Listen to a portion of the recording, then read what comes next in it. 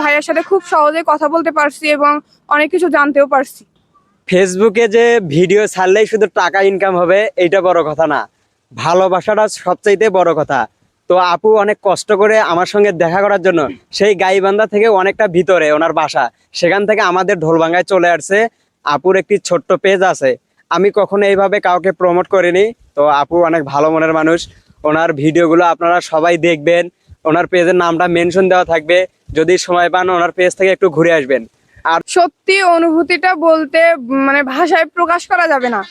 কারণ যে মানুষটাকে আমি সব সময় ফোনের মধ্যে দেখি, প্রতিদিন প্রতিনিয়ত দেখি, কিন্তু সেই মানুষটাকে যখন সামনাসামনি দেখি এই অনুভূতিটা বলার মতো না, একদম আলাদা।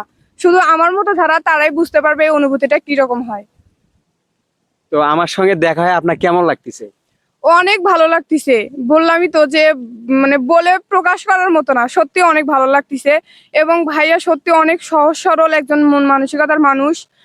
উনি হচ্ছে যদি কখনো কেউ ভুল, ওনার কাছ থেকে যে আমি দিক নির্দেশনাগুলো পাইছি অন্য বড় বড় কন্টেন্ট ক্রিয়েটরের নাম উল্লেখ করেই বলছি, গাইবান্ধা জেলার মধ্যে কখনোই পাইনি কেউ এইভাবে কাউকে সাহায্যই করেনি।